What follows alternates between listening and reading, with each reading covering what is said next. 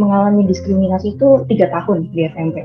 Saya mengalami diskriminasi dengan perbedaan cara berpikir, perbedaan yang ya tentang agama, tentang bentuk, ya kayak gitulah Mas, yang kayak sedikit rasis. Jadi terbesit di pikiran saya bahwa aduh capek udah nyerah aja lah. Itu saya mikir nggak guna juga buat hidup. Saya beberapa kali dalam hidup berpikir saya mau bunuh diri, kayak sering banget kayak gitu. Kecenderungan untuk menyakiti diri sendiri hingga bunuh diri masih menjadi permasalahan yang menyelimuti kalangan remaja Indonesia. Berdasarkan laporan perilaku penggunaan layanan kesehatan mental di Indonesia yang digarap oleh komunitas pencegahan bunuh diri Into the Light dan Change.org, sebanyak 2047 atau 39,3% dari total 5.211 responden merasa lebih baik mati atau melukai diri sendiri dalam 2 minggu terakhir periode survei tersebut.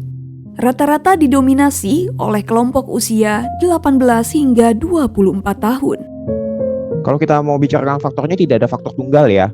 Jadi itu banyak sekali faktor yang menumpuk dari biologis, psikologis, sosialnya. 3 hal ini tuh tidak bisa dipisahkan sama sekali. Jadi mereka memang saling berkaitan satu sama lain dan semacam ada domino efeknya juga lah gitu. Diskriminasi menjadi salah satu faktor sosial dominan pendorong rasa ingin menyakiti diri sendiri hingga bunuh diri. Ya, diskriminasi itu kan intinya mengirimkan pesan-pesan negatif tentang diri kita, identitas kita yang bahkan kita tidak pilih gitu kan. Kita nggak punya kuasa milih hal ini gitu. Pertama, kita nggak punya kuasa untuk modifikasi ini nih gitu. Terus si diskriminasinya terus-menerus terjadi, dibikin seolah dirinya yang nggak berharga, dia cuma kelompok yang tidak penting gitu. Ya akhirnya wajar lah dia jadi kepikiran untuk mungkin kematian jauh lebih baik daripada kehidupan tidak rewarding bagi saya sebagai seorang minoritas gitu. Dan nanti bagaimana si diskriminasi itu secara sosial didapatkan dari sekitarnya. Lalu pesan negatifnya kan dimasukkan ke dirinya dia. Secara psikologis itu akan membentuk pola pikirnya yang lebih pesimistik atau bahkan mungkin kecenderungan untuk benci diri. Saya nggak bisa nih, saya nggak mau ngakuin identitas saya yang ini gitu, karena saya bakalan terancam, bakalan dianggap begini gitu sama lingkungan sekitar saya. Ya itu yang akhirnya menjadi concern kami juga sih, ketika kami melihat kelompok-kelompok yang marginal itu cenderung lebih tinggi persentase bunuh dirinya, pemikiran menyakiti diri dan mengakhiri hidupnya.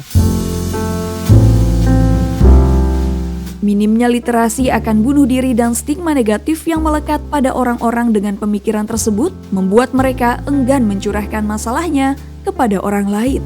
Ya tentunya kita juga harus paham ya bahwa tidak mudah untuk confess tentang satu hal yang dianggap sama norma kebanyakan sebagai sesuatu yang salah. Tapi kadang-kadang kita mesti menyematkan stigma ini itu tidak bermoral gitu. Ini orang nggak bermoral banget dia sampai kepikiran pengen bunuh diri. Kita nggak melihat itu dalam framework kesehatan.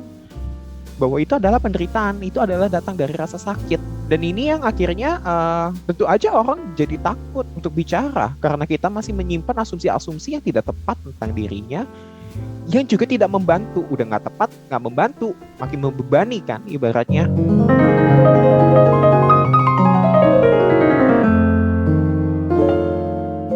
Tak hanya pencegahan dari luar, menanamkan alasan untuk hidup di dalam diri sendiri bisa menjaga pikiran dan menjauhkan diri untuk memiliki pikiran menyakiti diri sendiri hingga bunuh diri. Sulit ya ketika dalam kondisi seperti itu, dan kita cuma bisa mengingat alasan apa sih yang bisa membuat kita terus bertahan di masa-masa seperti itu. Sangat penting untuk kita memiliki alasan untuk hidup sesederhana apapun, sekecil apapun. Saya baru benar-benar mengurungkan niat untuk bunuh diri itu saat kelas 3 SMA. 3 SMA itu, ya SMA kan kalau kata orang itu masa-masa terbaik terindah ya. Saya punya teman, ada guru yang sayang sama saya. Itu saya udah mulai terbuka gitu ya. Saya udah mulai membuka diri sama teman-teman. Saya kebesit pikiran, kalau gua mati, nanti teman-teman keluarga gue sama guru-guru gue kayak mana nih? Saya mikir kayak gitu.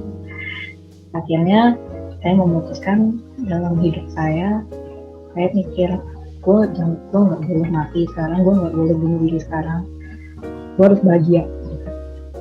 Saya mikirnya saya harus bahagia aja.